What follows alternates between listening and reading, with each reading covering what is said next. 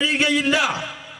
അവിടെ കൊടുത്തിരിക്കുന്ന പദം ശ്രദ്ധിച്ചോണം. കൊരിന്ത്യ ലേഖനത്തിൽ പ്രിയമുള്ളവരെ, ഈ വാഗ്ദത്തങ്ങൾ നമുക്കുള്ളത് കൊണ്ട് നാം നമ്മുടെ ജഡത്തിന്റെയും ആത്മാവിന്റെയും കന്മഷം നീക്കി നമ്മെ തന്നെ വെടിപ്പാക്കി അവരവരെ തന്നെ വെടിപ്പാക്കി ദൈവഭയത്തിൽ, ഞങ്ങളെ ഭയപ്പെടേണ്ട, നമ്മൾ ഒരുമിച്ച് ദൈവഭയത്തിൽ വിശുദ്ധിയെ തികച്ചുകൊള്ളുക. വിശുദ്ധിയെ തികയ്ക്കുക. തികയ്ക്കുക എന്ന പദത്തിനൊക്കെ വലിയ അർത്ഥമാണ്. എന്ന് വെച്ചാൽ നിന്റെ ശ്വാസം മൂക്കിൽ നിന്ന് പോകുന്നിടം വരെയും അല്ല, നീ ജീവിച്ചിരിക്കുമ്പോൾ കാഹളമൂതുകയാണെങ്കിൽ ആ കാഹളം ധ്വനിക്കുന്ന നിർണായക നിമിഷം വരെയും ഈ രണ്ട് മണ്ഡലത്തിന്റെയും ശുദ്ധീകരണത്തിൽ ജീവിതത്തെ തികച്ചവരെ ചേർക്കാൻ യേശു മടങ്ങി വരുമെന്നർത്ഥം. കൊരിന്ത്യ ലേഖനത്തിൽ പൗലോസ് ഒന്നിച്ചൊരു വാക്യത്തിലെഴുതി, പ്രിയമുള്ളവരെ, ഈ വാഗ്ദത്തം നമുക്കുള്ളത് കൊണ്ട് നമ്മുടെ ജഡത്തിന്റെ ആത്മാവിന്റെ സകല കന്മഷം നീക്കി നമ്മെ തന്നെ വെടിപ്പാക്കി ദൈവഭയത്തിൽ വിശുദ്ധിക്കും. എന്നാൽ പൗലോസ് ഒന്നും കൂടെ ഗൗരവമായി റോമാലേഖനത്തിൽ ഈ വാക്യം 2 വാക്യത്തിലായി പറഞ്ഞിട്ടുണ്ട്. കാണാതെ പറയേണ്ട വാക്യമാണ്, എന്തെങ്കിലും എടുത്തു വായിക്കാം. റോമർ 12:1-2. സഹോദരന്മാരെ, ഞാൻ ദൈവത്തിന്റെ മനസ്സലിവ് ഓർപ്പിച്ച് നിങ്ങളെ പ്രബോധിപ്പിക്കുന്നത്, നിങ്ങൾ ബുദ്ധിയുള്ള ആരാധനയായി നിങ്ങളുടെ ശരീരങ്ങളെ ജീവനും വിശുദ്ധിയും ദൈവത്തിന് പ്രസാദമുള്ള യാഗമായി സമർപ്പിപ്പിൻ. 1-ാം വാക്യം അതാണ്. സഹോദരന്മാരെ, ദൈവത്തിന്റെ മനസ്സലിവ് ഓർപ്പിച്ച് ഞാൻ നിങ്ങളെ പ്രബോധിപ്പിക്കുന്ന എന്തെന്നാൽ, നിങ്ങൾ ബുദ്ധിയുള്ള ആരാധനയായി നിങ്ങളുടെ ശരീരങ്ങളെ, എന്താ, ജീവനും വിശുദ്ധിയും, നിങ്ങളുടെ ശരീരങ്ങളെ, പുറമെയുള്ള ശരീരം, നമ്മുടെ ശരീരങ്ങൾ, ദൈവസഭയുടെ ശരീരം, നാം ഒന്നിക്കുന്നതാണ് ദൈവസഭ, വിശുദ്ധന്മാരുടെ കൂട്ടമാണ് ദൈവസഭ. അങ്ങനെ ഇരിക്കെ ക്രിസ്തു എന്ന തലയുടെ താഴെ നിൽക്കുന്ന തിരുസഭ എന്ന നമ്മുടെ ശരീരം, ജഡം, അത് വിശുദ്ധമായിരിക്കണം. നിങ്ങളുടെ ശരീരങ്ങളെ ജീവനും വിശുദ്ധിയും ദൈവത്തിന് പ്രസാദമുള്ള യാഗമായി സമർപ്പിപ്പി. ശരീരം തെക്കുവടക്ക് നടന്നിട്ട് വന്ന് പിന്നെ യോഗം കൂടണമെന്നല്ല. ശരീരത്തെ ജീവനും വിശുദ്ധിയും ദൈവത്തിന് പ്രസാദമുള്ള യാഗമായി. ഇപ്പൊ ശരീരത്തിന് പ്രാധാന്യമുണ്ടോ? ശരീരത്തെ പ്രാധാന്യമുണ്ട്. സ്തോത്രം, സ്തോത്രം. സന്തോഷം ഇല്ലെന്ന് തോന്നുന്നു. ഇരിപ്പ് കണ്ടിട്ട് ശരീരം കൊണ്ട് ഗുരുത്തക്കേട് കാണിക്കുന്ന മട്ടുണ്ട്. സ്തോത്രം.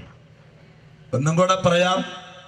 സഹോദരന്മാരെ, ബഹുമാനപ്പെട്ട ജനങ്ങളെ എന്നല്ല, സഹോദരന്മാരെ, ദൈവസഭയെ ദൈവത്തിന്റെ മനസ്സലി ഓർപ്പിച്ച് ഞാൻ നിങ്ങളെ പ്രബോധിപ്പിക്കുന്നത് എന്തെന്നാൽ, നിങ്ങൾ ബുദ്ധിയുള്ള ആരാധനയായി നിങ്ങളുടെ ശരീരങ്ങളെ ജീവനും വിശുദ്ധിയും ദൈവത്തിന് പ്രസാദമുള്ള യാഗമായി സമർപ്പിപ്പി. എന്താണ് കാരണം? ഒരു മുദ്ര രക്ഷാനിർണയം പ്രാപിച്ച വ്യക്തിയുടെ ജീവിതത്തിൽ ഇടുകയാണ്, ശരീരത്തിൽ ഇട്ടിരിക്കുക. നോക്കാം. സ്തോത്രം. ഇനി അത് നോക്കുന്നതിന് മുമ്പേ, ഈ രക്ഷിക്കപ്പെടുന്നതിന് മുമ്പേ, ഉലക സ്ഥാപനത്തിന് മുമ്പേ നമ്മളെ കുറിച്ചൊരു പ്ലാൻ ദൈവത്തിനുണ്ടായിരുന്നു, അല്ലേ? അങ്ങനെ എഫീസ് ലേഖനം പറഞ്ഞു. എടുത്തേ, എഫീസ് ലേഖനം 1-ാം അധ്യായം. ഇവിടേക്ക് തിരിച്ചു വരണം. എഫീസ് ലേഖനം 1-ാം അധ്യായം അതിന്റെ 3 മുതലുള്ള വാക്യം വായിക്കാം. സ്വർഗത്തിലെ സകല ആത്മീക അനുഗ്രഹത്താലും നമ്മെ ക്രിസ്തുവിൽ അനുഗ്രഹിച്ചിരിക്കുന്ന നമ്മുടെ കർത്താവ് യേശു ക്രിസ്തുവിന്റെ ദൈവവും പിതാവുമായവൻ വാഴ്ത്തപ്പെട്ടവൻ. നാം തന്റെ സന്നിധിയിൽ വിശുദ്ധരും നിഷ്കളങ്കരും ആകേണ്ടതിന്, നാം തന്റെ സന്നിധിയിൽ വിശുദ്ധരും നിഷ്കളങ്കരുമാകേണ്ടതിന് അവൻ ലോകസ്ഥാപനത്തിന് മുൻപേ നമ്മെ അവനിൽ തിരഞ്ഞെടുക്കുകയും നമ്മെ ക്രിസ്തുവിൽ തിരഞ്ഞെടുക്കുകയും തിരുഹിതത്തിന്റെ പ്രസാദപ്രകാരം യേശുക്രിസ്തു മുഖാന്തരം നമ്മെ ദത്തെടുക്കേണ്ടതിന്. നിൽക്കണം. ആമേൻ. നാം ഉണ്ടാകുന്നതിന് ഉലക സ്ഥാപനത്തിന് മുമ്പേ അവൻ നമ്മെ തിരഞ്ഞെടുത്തതിന്റെ പ്രധാന രണ്ട് കാര്യം: നാം അവന്റെ സന്നിധിയിൽ വിശുദ്ധരാകുക, നിഷ്കളങ്കരാകുക. ഉലക സ്ഥാപനത്തിന് മുമ്പേയുള്ള പ്ലാൻ, ഒരു ദൈവ പൈതൽ, തിരുസഭ വിശുദ്ധമായിരിക്കണം, നിഷ്കളങ്കരായിരിക്കണമെന്ന് വിശുദ്ധ വേദപുസ്തകം അനുശാസിച്ചിരിക്കെ എങ്ങനെ ഈ ദുരുപദേശത്തെ നമ്മൾ അംഗീകരിക്കുന്നു? വിശുദ്ധ വേദപുസ്തകത്തിന് വിപരീതമായുള്ള ഒരാശയങ്ങളും ദൈവജനം ഉൾക്കൊള്ളരുത്. യേശുവിന്റെ നാമമുണ്ടെന്ന് പറഞ്ഞ് ഏതും കൈക്കൊള്ളുന്നവരാകരുത്. തെസ്സലോനിക്കരെക്കാളും ബെരോബേക്കാർ ഉത്തമന്മാരെന്ന് വിശുദ്ധ ബൈബിൾ പറയാൻ കാരണം തിരുവഴി തങ്ങനെ തന്നെയോ എന്ന് ബെരോബേക്കാർ പരിശോധിച്ചു പോന്നു. ഒരു ബൈബിൾ ഇല്ലാത്തവനൊന്നും സ്തോത്രം പറയുകയില്ല, ഏറ്റെടുക്കുകയില്ല. അങ്ങനെ വേണം. ആളുടെ വലിപ്പവും ആൾക്കൂട്ടത്തിന്റെ എണ്ണവും അല്ല, ആരുമില്ലെങ്കിലും ഒറ്റയ്ക്ക് നിൽക്കുന്നതാണ് വേദപുസ്തകത്തിന്റെ പ്രമാണം. 850 പ്രവാചകന്മാര് നിരന്നതുകൊണ്ട് ബാലെ ഉത്തരമരുളായി എന്ന് പറഞ്ഞപ്പോൾ ഒറ്റയ്ക്ക് നിന്ന ഏലിയാവ് കൂനിയില്ല. ഉച്ചവരെ നട്ടല്ലോടെ നിന്നു. അവനറിയാം ഞാൻ എടുത്ത വഴിയാ ശരിയായ വഴി. അവിടെ 850 ഉണ്ടെന്നോർത്ത് ഞാൻ ഞെട്ടുവൊന്നുമില്ല. ധൈര്യത്തോടെ നിന്നു. ഉച്ചയായപ്പോ ഒരു പരിഹാസ സ്വരത്തിൽ പറഞ്ഞു, എന്തിനാ വെറുതെ ഇനി ഇടിക്കുന്നേ? ഉച്ച കഴിഞ്ഞ് ഇടിച്ചാൽ ചത്തുപോകും. ചോര ഇനി പോകാൻ തുടങ്ങിയാൽ നിൽക്കാൻ പറ്റത്തില്ല. അതുകൊണ്ട് ബാലു വല്ലോ വെളിക്ക് പോയതായിരിക്കും. അങ്ങനെ എഴുതിയിരിക്കാതെ പുസ്തകത്തിൽ എഴുതി ഞാൻ പറയുന്നത്. വെളിക്ക് പോയെന്ന് പറഞ്ഞാൽ അറിയാമല്ലോ, ആയിരിക്കും. നിങ്ങളെല്ലാം ഇങ്ങോട്ട് വരാൻ പോകും. അതിനാ പുള്ളി രാവിലെ മുതൽ അവിടെ അങ്ങ് ഇരിക്കുകയാണ്. സ്വതന്ത്രം. ഇനി രാവിലെ അല്ല, അവൻ ഒരു വച്ചം കൊടുത്താലും ബാലവിടെ ഇരിക്കൂ, ഒരു ഉത്തരവ് അരുളുകയില്ല. ആമേൻ. അവയ്ക്ക് കണ്ണുണ്ടെങ്കിലും കാണുന്നില്ല, മൂക്കുണ്ടെങ്കിലും മണക്കുന്നില്ല, അവയെ തൊക്കുണ്ടെങ്കിലും സ്പർശിക്കുന്നില്ല. അവയെ സ്തോത്രം, അവയെ ഉണ്ടാക്കിയവരും അവരെ ആരാധിക്കുന്നവരും അവയെ പോലെ തന്നെയാ. വെറുതെ മെനക്കെടാന്നേ ഉള്ളൂ. ഒറ്റ വഴിയുള്ളൂ, കർത്താവായ യേശു ക്രിസ്തു എന്ന ഏക ദൈവമല്ലാതെ ആകാശത്തിന്റെ കീഴിൽ ഭൂമിക്ക് മുകളിൽ അവയെ രക്ഷിക്കുവാൻ ഒരേ ഒരു നാമം, ഒരേ ഒരു ദൈവം, അവന്റെ പേരാണ് നസറയനായ യേശു. മറ്റൊരുത്തനും രക്ഷയില്ല. നാം രക്ഷിക്കപ്പെടുവാൻ ആകാശത്തിന്റെ കീഴിൽ മനുഷ്യരുടെ ഇടയിൽ യേശു ക്രിസ്തു എന്ന നാമമല്ലാതെ വേറൊരു നാമം രക്ഷയ്ക്കായി ഈ ചിരിയിൽ ഇല്ലവേ ഇല്ല. സ്തോത്രം. അത്രേ ഉള്ളൂ. അവൻ മാത്രം രക്ഷകൻ, അവൻ അനേക രക്ഷകൻ, അവൻ മാത്രം ദൈവം, അവൻ സത്യ ദൈവം, നിത്യജീവൻ, ലോക രക്ഷിതാവ്. അവനല്ലാതെ ഒരാളുമില്ല. അവനൊപ്പം പറയാൻ ഒരാളുമില്ല. അവനെ പോലാരാധ്യനാരുമില്ല. അവനൊപ്പം പറയാൻ ഒരാളുമില്ല. അവനെ പോൽ ആരാധ്യനാരുമില്ല. ഒത്തിരി കാര്യം ഇത് തൊട്ടാ നിൽക്കുവോ? പിന്നെ പറയാം. ഒത്തിരി കാര്യം പറയാനുണ്ട് ഈ വാക്യത്തിൽ തന്നെ. വളരെ കൃത്യമായി വേദപുസ്തകം ശരീരത്തിന് പ്രാധാന്യം കൊടുത്തിട്ടുണ്ട്. 1-2 വാക്യങ്ങൾ ധാരാളം വായിക്കാറുണ്ട്. അതുകൊണ്ട് പാട്ടി ചുരുക്കാൻ മതി. അവൻ കൊരിന്ത്യർ ലേഖനം 2 കൊരിന്ത്യർ 5 എടുത്ത്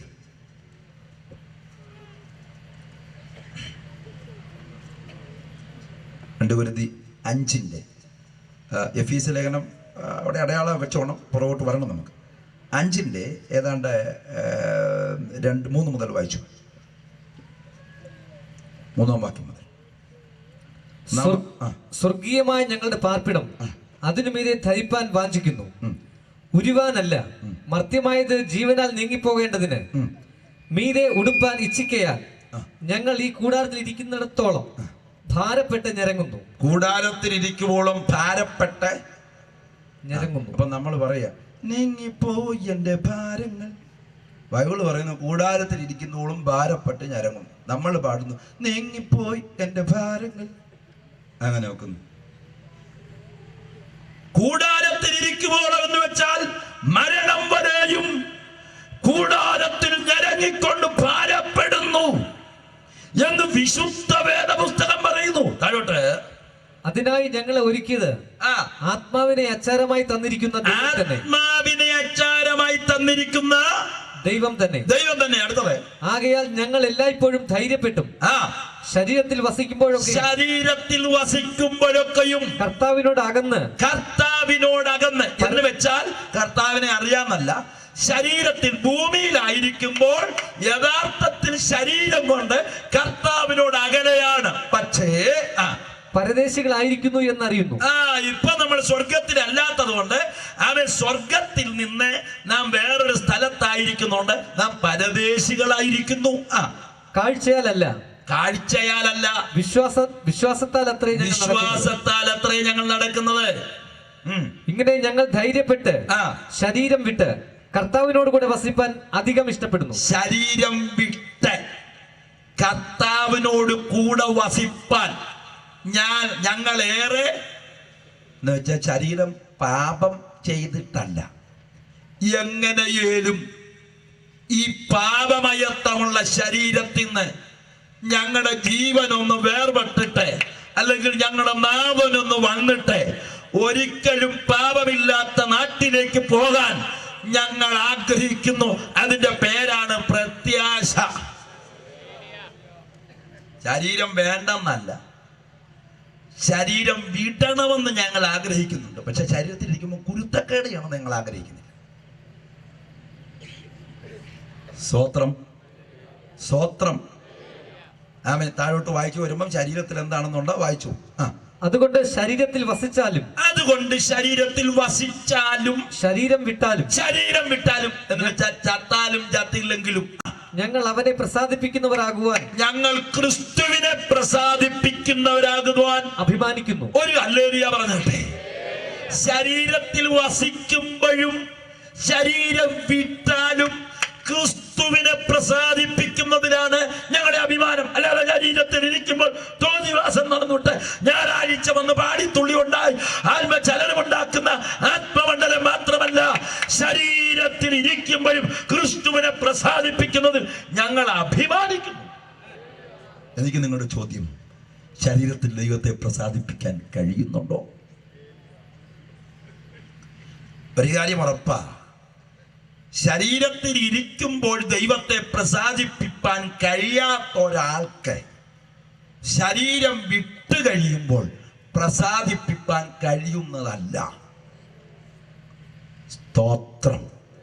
ഒന്നും കൂടെ വിവരിച്ചാൽ, ശരീരത്തിലിരിക്കുമ്പോൾ തന്നെ രക്ഷാനിർണയത്തെ കുറിച്ച് ബോധ്യമുള്ളവരായി ഇത്ര വലിയ രക്ഷയെ ഗണ്യമാക്കാതെ പോയാൽ എങ്ങനെ തെറ്റി ഒഴിയുമെന്നുള്ള അപ്പോസ്തലന്റെ ആത്മാവിലുള്ള ചോദ്യം, രക്ഷിക്കപ്പെട്ട നീ രക്ഷയെ ഗണ്യമാക്കണം എന്ന് പറഞ്ഞാൽ വിശുദ്ധയുടെ വില കൊടുത്ത് രക്ഷയുടെ പൂർത്തീകരണമെന്ന സ്വർഗരാജ്യ പ്രവേശനം വരെ, ഇവിടെ നിന്ന് മരിച്ചു മറയുന്നിടം വരെ നീ ശരീരത്തിൽ വിശുദ്ധിയെ നിലനിർത്തണം. സ്തോത്രം.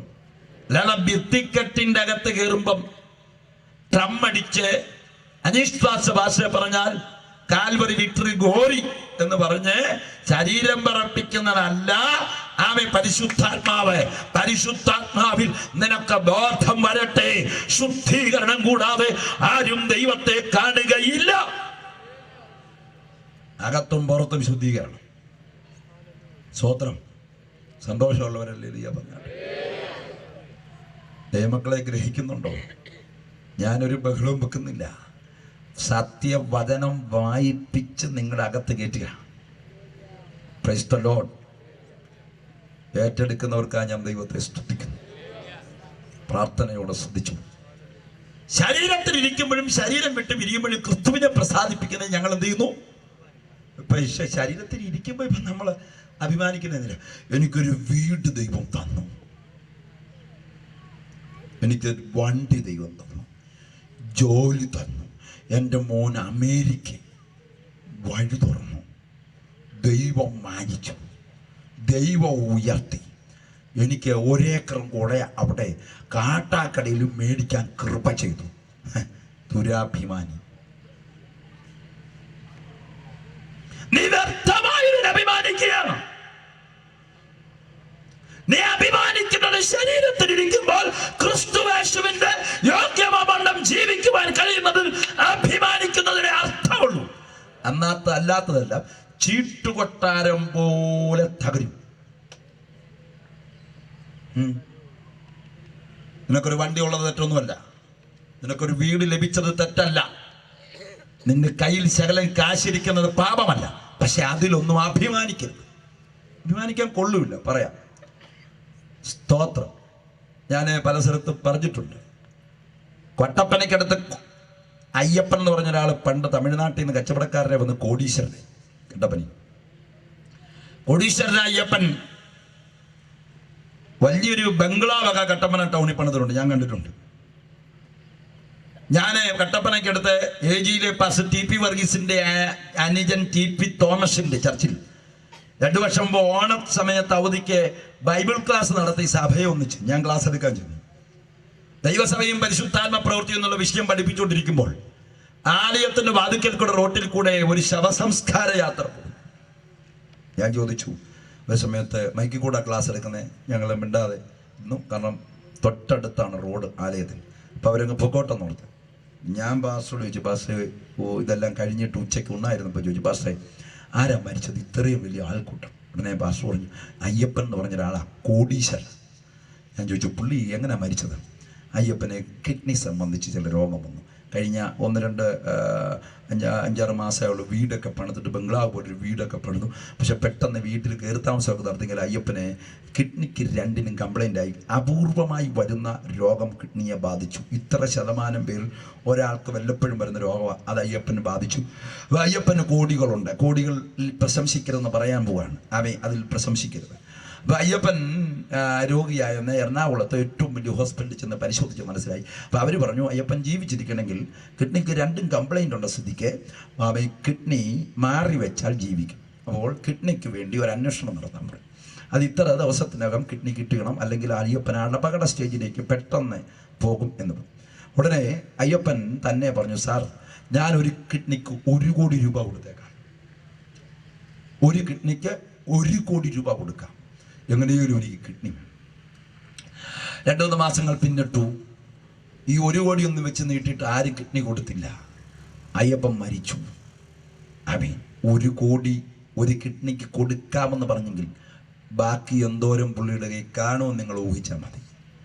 1 കോടി കൊടുത്തിട്ടും കിഡ്നി കൊടുക്കാമെന്ന് പറഞ്ഞിട്ട് കിഡ്നി കിട്ടാതെ ലോകത്തോട് യാത്ര പറഞ്ഞെങ്കിൽ ഈ കോടി കൊണ്ട് എന്തർത്ഥം? കയ്യും കാലും തളർന്നു കിടക്കുമ്പോൾ ഒരു 10 ലക്ഷം രൂപ 2-3 കെട്ടായി നെഞ്ചത്തോട്ട് ഇട്ട് തരാം, നീ എന്ത് ചെയ്യുമെന്നാ പറയുന്നത്? വെള്ളം വിഴുങ്ങി ചാകും, അത്രയുള്ളൂ. സ്തോത്രം. ആമേൻ. ഇപ്പോഴാകുന്നു രക്ഷാദിവസം, ഇപ്പോഴാകുന്നു സുപ്രസാദകാലം. ശരീരത്തിലിരിക്കുമ്പോൾ അവനെ പ്രസാദിപ്പിക്കാൻ ഈ യോഗം ചിലർക്ക് ഇടയാകട്ടെ എന്ന് ഞാൻ ആത്മാവിൽ ആഗ്രഹിക്കുന്നു. കരങ്ങളെ ഉയർത്തി ഹല്ലേലൂയ പറഞ്ഞാട്ടെ. ലോകത്തിനുള്ള ഒരു നേട്ടവും ദൈവം പ്രസാദിക്കുന്നതല്ല. ലോകത്തിലുള്ള ചെറിയ ചെറിയ കോട്ടങ്ങൾ, രോഗമോ ബുദ്ധിമുട്ടോ കഷ്ടതയോ പ്രയാസമോ ഒന്നും ദൈവരാജ്യത്തിലെത്താൻ തടസ്സവുമല്ല. അത് നിങ്ങൾക്കറിയാം. ധനവാന്റെയും ലാസറിന്റെയും സംഭവം പഠിച്ചാൽ മതി, മനസ്സിലാവും. കോടികൾ ആസ്തിയുള്ള പട്ടും ധൂമണ വസ്ത്രവും ധരിച്ച ധനവാൻ ചത്തു കഴിഞ്ഞ് യാതനാ സ്ഥലത്ത് പോയപ്പോൾ ഡൈനിങ് ടേബിളിന്റെ താഴെ ചിരണ്ടി ചൊറിഞ്ഞ് വ്രണം ബാധിച്ച് നായ്ക്കൾ നക്കിക്കിടന്ന ദരിദ്രനായ ലാസർ മരിച്ചു. അവന്റെ അടുക്കൽ ദൈവദൂതന്മാർ വന്നു, അവനെ അബ്രഹാം പിതാവിന്റെ മടിയിൽ കൊണ്ടുപോയി. കാശും പുത്തനും അല്ലച്ചാ. പിന്നെന്നാ വേണ്ടത്? അടുത്ത വാക്യത്തിൽ പിന്നെന്നാ വേണ്ടെന്നുണ്ട്, വായിച്ചു. അവനവൻ ശരീരത്തിലിരിക്കുമ്പോൾ ചെയ്തത് ശരീരത്തിലിരിക്കുമ്പോൾ, അപ്പോൾ ശരീരത്തിന് പ്രാധാന്യം കൊടുക്കുകയാണ്. ശരീരത്തിലിരിക്കുമ്പോൾ ചെയ്യുന്നത് നല്ലതാകിലും തീയതാകിലും അതിന് തക്കവണ്ണം പ്രാപിപ്പാൻ. ഏതിന് തക്കവണ്ണം? ശരീരത്തിലിരിക്കുമ്പോൾ ചെയ്യുന്നതിന് തക്കവണ്ണം പ്രാപിപ്പാൻ നാം എല്ലാവരും ക്രിസ്തുവിന്റെ ന്യായാസനത്തിന്റെ മുൻപാകെ വെളിപ്പെടേണ്ടതാകും. കരങ്ങൾ ഉയർത്തി ഹല്ലേലൂയ പറഞ്ഞാട്ടെ. അപ്പൊ ശരീരത്തിന് പ്രാധാന്യം ഉണ്ട് എന്ന് വേദപുസ്തകം ഉറപ്പിച്ചു. അപ്പൊ അതിന്റെ മുൻപിൽ ഒരു വാക്യം 7 കിടപ്പുണ്ട്. 7-ാം വാക്യം ഒന്നും കൂടെ വായിച്ചേ. കാഴ്ചയാലല്ല വിശ്വാസത്താൽ അത്രേ ഞങ്ങൾ നടക്കുന്നത്. ഇങ്ങനെ ഞങ്ങൾ ധൈര്യപ്പെട്ട് ശരീരം വിട്ട് 7-5 ഒന്ന് വായിച്ചേ. അച്ചാരം അതിനായി ഞങ്ങളെ ഒരുക്കിയത് ആത്മാവിനെ അച്ചാരമായി തന്നിരിക്കുന്ന ദൈവം തന്നെ. ആത്മാവിനെ അച്ചാരമായി തന്നിരിക്കുന്ന ദൈവം തന്നെ. അപ്പൊ ആത്മാവിനെ ദൈവജനത്തെ നേടി, ഒരു പാപിയെ നേടിയെടുക്കുമ്പോൾ, അവൻ രക്ഷിക്കപ്പെട്ട് കഴിയുമ്പോൾ ആത്മാവിനെ അവൻ അച്ചാരമായി കൊടുക്കുകയാണ്. ആ മുദ്രയിടപ്പെട്ട ഗണമാ. സ്തോത്രം. കരങ്ങൾ ഉയർത്തി ഹല്ലേലൂയ പറഞ്ഞാട്ടെ. സ്തോത്രം. മുദ്രയുള്ള. Praise the lord. അപ്പം മുദ്രയിട്ട എന്തുകൊണ്ടെന്ന് വെച്ചാൽ ആത്മാവിനാൽ മുദ്രയിടപ്പെട്ടിരിക്കും. ഇനി നമുക്ക് തിരിച്ച് എഫീസ് ലേഖനത്തിലേക്ക് പോകാം. എഫീസ് ലേഖനം 1-ാം അധ്യായം. സ്വോത്രാഴ്ചയൊക്കെ എടുക്കാം. ആരും പോകത്തില്ല ഇന്ന്. ദൈവ ഇഷ്ടത്താൽ ക്രിസ്തു യേശുവിന്റെ അപ്പോസ്തലനായ പൗലോസ്, എഫീസ് ലേഖനം 1-ാം അധ്യായത്തിന്റെ വായിച്ചു നിർത്തിയ ഭാഗം. ആ ഉലക സ്ഥാപനത്തിന് മുമ്പേ അവൻ നമ്മെ ക്രിസ്തുവിൽ കണ്ടു, ദത്തെടുത്തു. അത് കഴിഞ്ഞ് 1-ാം അധ്യായത്തിന്റെ എഫീസർ 1-ന്റെ താഴോട്ട്. അയ്യോ, സ്വർഗത്തിലെ സകല ആത്മീക അനുഗ്രഹത്താലും നമ്മെ ക്രിസ്തുവിൽ അനുഗ്രഹിച്ചിരിക്കുന്ന പെട്ടെന്ന് വായിച്ചു. നമ്മുടെ കർത്താവായ യേശു ക്രിസ്തുവിന്റെ ദൈവവും പിതാവുമായവൻ വാഴ്ത്തപ്പെട്ടവൻ. നാം തന്റെ സന്നിധിയിൽ വിശുദ്ധരും നിഷ്കളങ്കരുമാകേണ്ടതിന് അവൻ ലോക സ്ഥാപനത്തിന് മുമ്പേ നമ്മെ അവനിൽ തിരഞ്ഞെടുക്കുകയും. 13 മുതൽ വായിച്ചു. 13 മുതൽ. അവനിൽ നിങ്ങൾക്കും നിങ്ങളുടെ രക്ഷയെക്കുറിച്ചുള്ള സുവിശേഷം എന്ന സത്യവചനം നിങ്ങൾ കേൾക്കുകയും അവനിൽ വിശ്വസിക്കുകയും ചെയ്തിട്ട് തന്റെ സ്വന്തം ജനത്തിന്റെ വീണ്ടെടുപ്പിന് വേണ്ടി, തന്റെ മഹത്വത്തിന്റെ പുകഴ്ചയ്ക്കായിട്ട്, നമ്മുടെ അവകാശത്തിന്റെ അച്ചാരമായ വാഗ്ദത്തത്തിൻ പരിശുദ്ധാത്മാവിനെ മുദ്രയിട്ടിരിക്കുന്നു. അച്ചാരമായി നമ്മെ മുദ്രയിട്ടിരിക്കുന്നത് വാഗ്ദത്തത്തിൻ പരിശുദ്ധാത്മാവിനാലാണ്. അങ്ങനെ മുദ്രയിടപ്പെട്ട അച്ചാരമായി വിലക്ക് വാങ്ങപ്പെട്ട ജനം ജഡത്തിന്റെയും ആത്മാവിന്റെയും സകല കന്മഷവും നീക്കി അവരവരെ തന്നെ വെടിപ്പാക്കി ദൈവഭയത്തിൽ വിശുദ്ധിയെ തികച്ചെങ്കിൽ മാത്രമേ ദൈവരാജ്യത്തിൽ നാം എടുക്കപ്പെടുകയുള്ളൂ. സന്തോഷമുള്ളവർ ഒരിക്കൽ കൂടെ ദൈവത്തെ സ്തുതിച്ചു. എത്ര കണ്ട് ജാഗ്രതയോടെ നമ്മൾ മുമ്പോട്ട് നീങ്ങണം. ആമേൻ. പെട്ടെന്ന് പാട്ടുപാടി സ്തോത്ര കാഴ്ചയ്ക്കായി സമയം വേർതിരിക്കാൻ പോകുകയാണ്. ആമേൻ. അതിനുശേഷം തുടരുന്നതായിരിക്കും. ആമേൻ. അതിനു വേണ്ടിയുള്ള ആരെങ്കിലും മുൻപോട്ട് കടന്നു വരും പാടാൻ വേണ്ടി. നമ്മുടെ സഹോദരങ്ങൾ ഇവിടെയുണ്ട്. ആമേൻ. അടുത്തതായി സ്തോത്ര കാഴ്ച എടുക്കുന്ന സമയം. യേശു സ്ഥാനം ആശ്രയവനിലത്രേ ആശ്വാസത്തിൻ പൂർണ്ണത യേശുവിൽ കണ്ടേതാനും ആശ്വാസത്തിൻ പൂർണ്ണത യേശുവിൽ കണ്ടേതാനും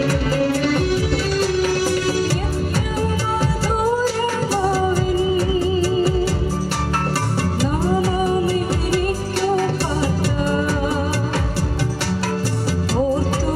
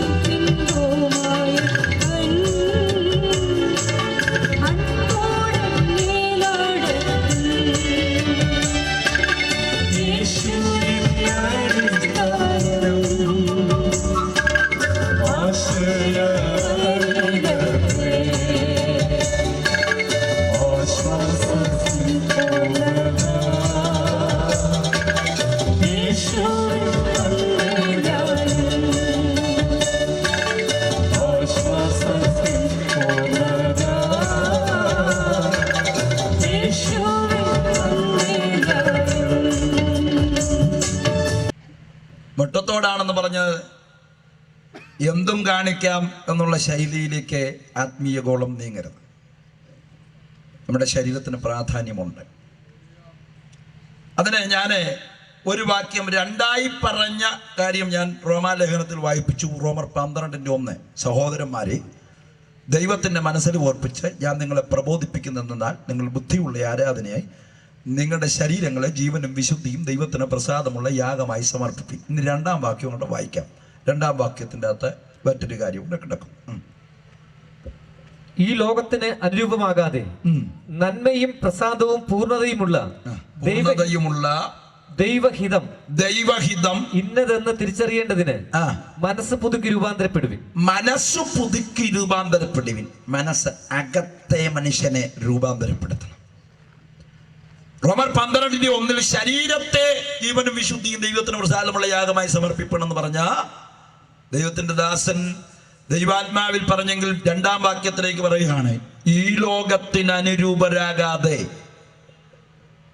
നന്മയും പ്രസാദവുമുള്ള ദൈവഹിതം ഇന്നതെന്ന് തിരിച്ചറിയേണ്ടതിന് അകത്തേക്ക് കയറി മനസ്സു പുതുക്കി രൂപാന്തരപ്പെടുവീൻ.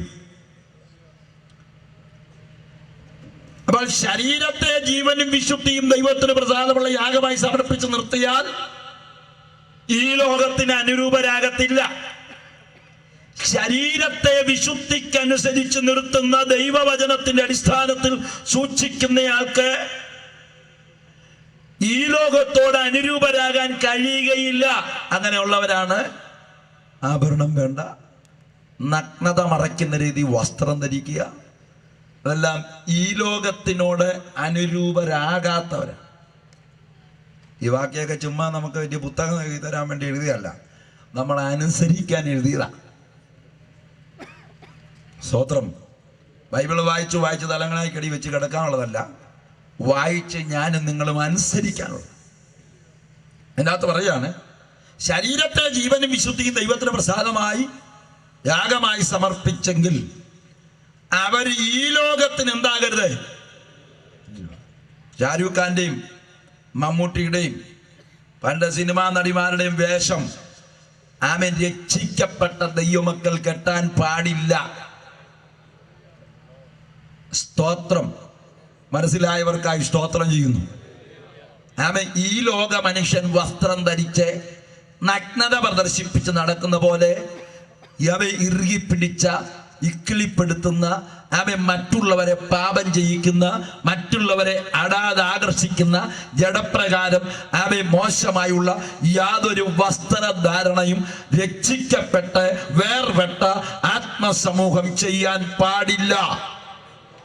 ഇതാ തനിച്ചു പാർക്കുന്ന ജനം ജാതികളുടെ കൂട്ടത്തിൽ എണ്ണപ്പെട്ടിട്ടില്ല. ഞാൻ മിസ്രൈമ്യർക്കും ഇസ്രായേലിയർക്കും തമ്മിൽ മിസ്രൈമിൽ വെച്ച് തന്നെ ഒരു വ്യത്യാസം വെച്ചിരിക്കുന്നു. സ്തോത്രം. പുറപ്പാട് പുസ്തകത്തിൽ മിസ്രൈമിൽ പാർത്ത ഗോശനിൽ താമസിച്ച ഇസ്രായേലിനോട് പറയുകയാണ്, ഞാൻ മിസ്രൈമിയർക്കും നിങ്ങൾക്കും തമ്മിൽ ഒരു വ്യത്യാസം വെച്ചിരിക്കുന്നു. മിസ്രൈമിയരെ പോലെ ഇവിടെ പാർക്കുന്ന നിങ്ങൾ ആകരുതേ. പാർക്കുന്നത് മിസ്രൈമിലാണെങ്കിലും അവരുടെ യാതൊന്നും നിങ്ങളിലേക്ക് പ്രവേശിക്കരുതേ. സ്തോത്രം. ഇതൊന്നും പറഞ്ഞ ഇന്നത്തെ പെന്തിക്കോസുകാർ കൊട്ടുവിട്ടില്ല.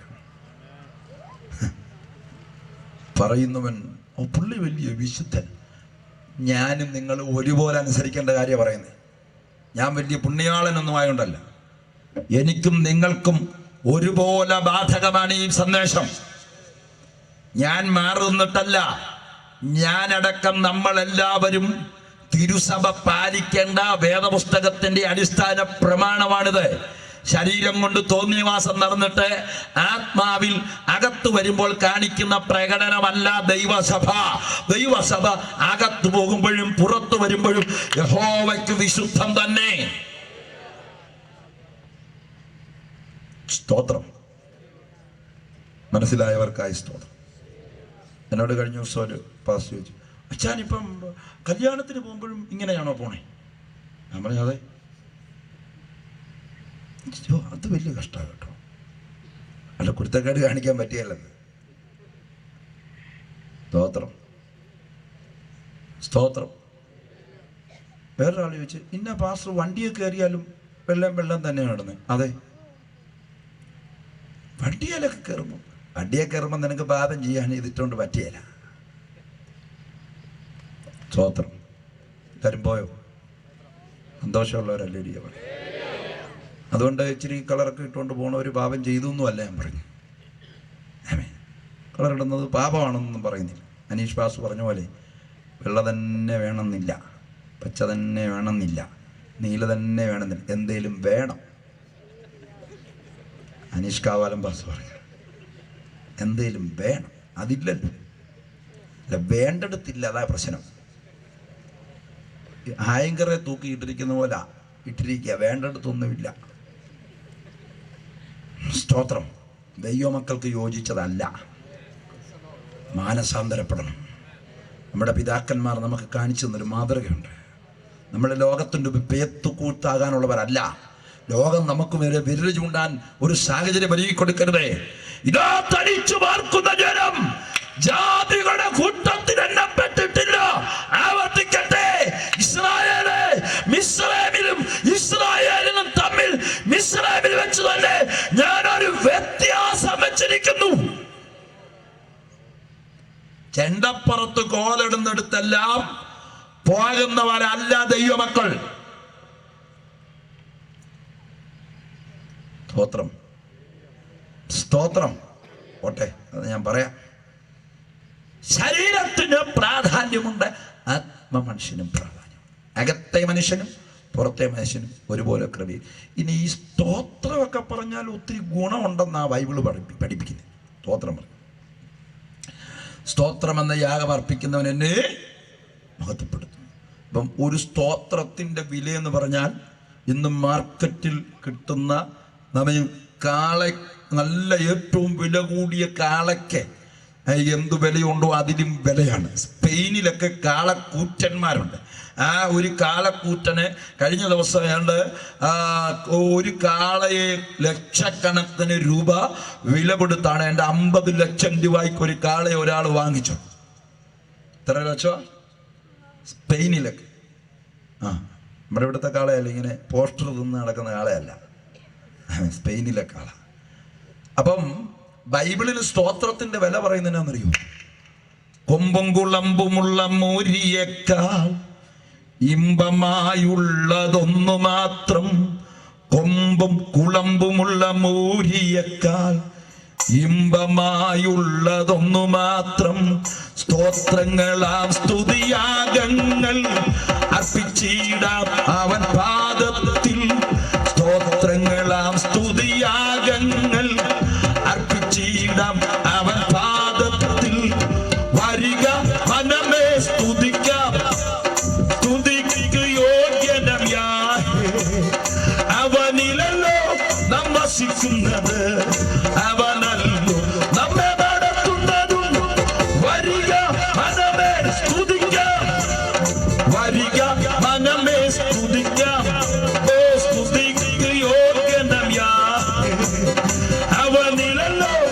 വസിക്കുന്നത്, അവനല്ലോ നമ്മെ നടത്തുന്നതും. വരിക മനമേ സ്തുതിക്കാം. ഹല്ലേലൂയ. കൊമ്പും കുളമ്പുമുള്ള മൂരിയേക്കാൾ, കാളയേക്കാൾ ഇമ്പമായുള്ളത് ദൈവത്തിന് ഒന്നേ ഉള്ളൂ, അത് സ്തോത്രയാഗമാണ്. ന്യായപ്രമാണമുടനീളം അർപ്പിച്ച 1000 കാളയേക്കാളും നിന്റെ സ്തോത്രത്തിന് ദൈവസന്നിധി വിലയുണ്ട്. ആ സ്തോത്രത്തിന് വിധിയുണ്ടെങ്കിൽ ഇത്രയും സ്തോത്രം പറഞ്ഞിട്ട് ഗുണം വരാത്ത എന്നാന്ന് ചോദിച്ചാൽ ജഡവാത്മാവും ശുദ്ധീകരിക്കാതുള്ള സ്തോത്രം ഗുണം വരികയില്ല. പഴയ നിയമത്തിൽ ഭക്തന്മാരൊക്കെ സ്തുതിച്ചത് 2 മണ്ഡലവും ശുദ്ധീകരിച്ചിട്ടാണ്. വായിച്ചു 84 സങ്കീർത്തനം അതിൻ്റെ 1-2 വാക്യങ്ങൾ വായിക്കാം. 84 സങ്കീർത്തനം 1-2 അവരെങ്ങനെ സ്തുതിച്ചെന്ന് അവിടെ എഴുതിയിട്ടുണ്ട്. ചുമ്മാ അങ്ങ് തുതിക്കുകയല്ല, 2 മണ്ഡലവും ദൈവത്തിങ്കൽ അർപ്പിച്ച് അവർ സ്തുതിച്ചത്. വായിച്ചു. സൈന്യങ്ങളുടെ യഹോവേ, തിരുനിവാസം എത്ര മനോഹരം!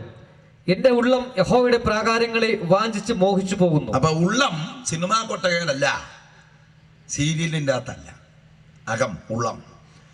നാളത്തെ ആ പെണ്ണിനെ പിടിച്ചോണ്ട് പോയി കാറെ കെട്ടിക്കൊണ്ടുപോയി, നാളെ ഇനിയിപ്പോൾ എന്താകുമോ, ഇതല്ല ഉള്ളം. സ്തോത്രം. നാളത്തെ എപ്പിസോഡ് കാത്തിരിക്കുന്ന അല്ല ഉള്ളം. എന്റെ ഉള്ളം യഹോവയുടെ പ്രാകാരങ്ങളെ വാഞ്ചിച്ചു മോഹിച്ചു പോകുന്നു. സ്തോത്രം. നമ്മളെത്ര നാളായില്ലേ നമ്മൾ സഭായോഗത്തിനായിട്ടിരുന്നുകൊണ്ട് നമ്മുടെ ഉള്ളവൻ ഇതെപ്പം തീരുവോ, എനിക്ക് പോയിട്ട് ആ ഉച്ച കഴിഞ്ഞത്തെ ഒന്ന്